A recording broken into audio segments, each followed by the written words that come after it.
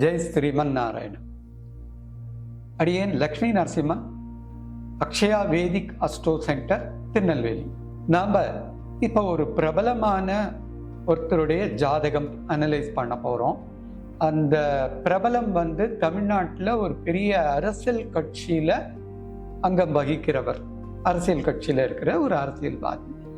அவருடைய இதில் ஏற்றம் இறக்கம் எப்படி இருக்கு? அவர் பார்த்தீங்கன்னா, அவர் சார்ந்த கட்சி சில வாட்டி தோத்திருக்கலாம், சில வாட்டி ஜெயிச்சிருக்கலாம். ஆனால் அவருடைய கேரியர் லைஃப், அந்த ஸ்டார்டிங்லேருந்து அரசியல்வாதியிலேருந்து இன்னி வரைக்கும் பார்த்தீங்கன்னா ஒரே சீராக மேலே போயிட்டே இருக்கு. டவுன் ஆகலை. ஒன்று ரெண்டு இடத்துல ஆரம்ப காலத்தில் ஒரு ரெண்டு இடத்துல டவுன் ஆகிருக்கலாம்.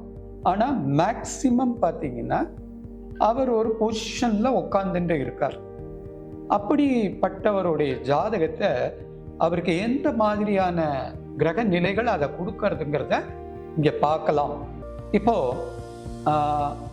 அவருடைய ஜாதகம், அவருக்கு ரிஷப லக்னம், லக்னத்தில் குரு இருக்கார். அண்டு அந்த 10க்குடைய சனி உச்சத்தில் இருக்கார். சனி 10ல் உச்சம் இருந்தால் ராஜயோகம்னு சொல்லுவாங்க. எப்பவுமே அது சரியாக ஒர்க் அவுட் ஆகுது ஜென்ரலாகவே. ஓகே, இப்போ அவருக்கு பார்த்தீங்கன்னா பேசிக்காக ஒரு மூணாம் பாவம் ஒரு நார்மலாக இருக்கு. அதனுடைய அதிபதியுமே ஒரு நியூட்ரலாக இருக்கார். 10ஆம் பாவம், லக்னத்துக்கு 10ஆம் பாவம் சனி எக்ஸால்டடாக இருக்கார், உச்சத்தில் இருக்கார். அதே போல் 12ஆம் பாவம் அவருமே நல்ல ஆட்சியாக இருக்கார். சூரியன் நல்ல பொசிஷனில் இருக்கார். அண்டு சந்திரன் ஓரளவுக்கு பரவாயில்ல, குரு ஓரளவுக்கு பரவாயில்ல. ஓகே, அவரை பொறுத்த வரைக்கும் சக்சஸ் ரேட்டு நிறையவே இருக்கு. அதே போல அவருடைய சொந்த தொழில் அல்லது விவசாயம் சம்பந்தப்பட்ட விஷயங்கள், அதுவும் பார்த்தீங்கன்னா 4ஆம் பாவம் ரொம்ப நன்னா இருக்கு, 7ஆம் பாவம் நன்னா இருக்கு, 10ஆம் பாவம் உச்சமா இருக்கு, புதன் பகையா இருக்கு. பட் இங்க அவர் புதன் ஓரளவுக்கு நியூட்ரலா இருக்கு 10ல் இருக்கிறதுனால.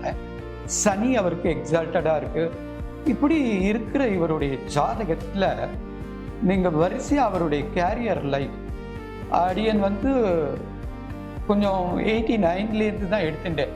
அவர் 77 ஐ திங்க் 77லேருந்தே பொலிட்டிக்கல்ல லோக்கல் லெவலில் அவர் இருக்கிற இடத்துல பெரிய லெவலுக்கு வந்திருக்கார், ஜெயிச்சு வந்திருக்கார். 1989ல் அவர் ஒரு எம்எல்ஏ வாரார். அதுக்கப்புறம் ஒரு 2 வாட்டி அவர் தோத்திருக்கார் அதே தொகுதியில் இது பண்ணி. திரும்ப 91ல் எம்எல்ஏ ஆகி மந்திரியாரார். அப்புறம் 98ல் எம்பி ஆறார். அதுக்கப்புறம் 2011லேருந்து கண்டினியூஸாக இன்னி வரைக்கும் அவர் நல்ல பொசிஷனில் ஜெயிச்சுட்டே வந்திருக்கார் 2011லேருந்து. இதுக்கு என்ன காரணம் அப்படின்னா, ஜாதகத்தில் இந்த தசைகள் சொல்வா இல்லையா, இந்த தசை அவர் பிறக்கும்போது சந்திர தசை ஆரம்பிச்சது. 2085லேருந்து குரு தசை ஸ்டார்ட் ஆகுது. குரு அவருக்கு நன்னா இருக்கு, நியூட்ரலா இருக்கு, ஆனால் நன்னா இருக்கு. அடுத்தது 2001லேருந்து 20 வரைக்கும் சனி தசை ரொம்ப நன்னா இருக்கு. இப்ப நம்ம சொன்ன பீரியடெல்லாம் 85 to 2020 வரைக்கும் குரு அண்டு சனி இது நல்ல யோகத்தை கொடுத்தது, நல்ல பேரை கொடுத்தது. அதுக்கு அடுத்தது இப்போ புதன் தசை ஆரம்பிக்கிறது. பிராக்டிக்கலா புதன் பகை.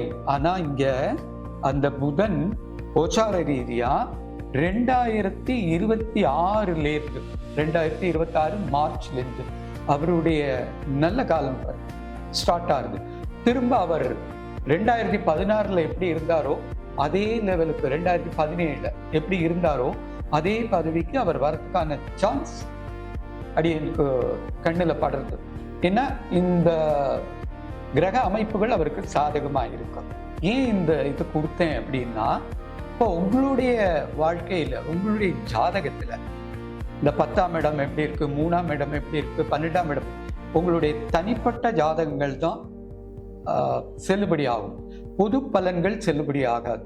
இப்போ இதுவரைக்கும் நம்ம பார்த்த பிரபலம் யாருன்னா, தமிழக முன்னாள் முதல்வர், அனைத்திந்திய அண்ணா திமுகவுடைய தலைவர், பொதுச் செயலாளர் எடப்பாடி கே பழனிசாமி.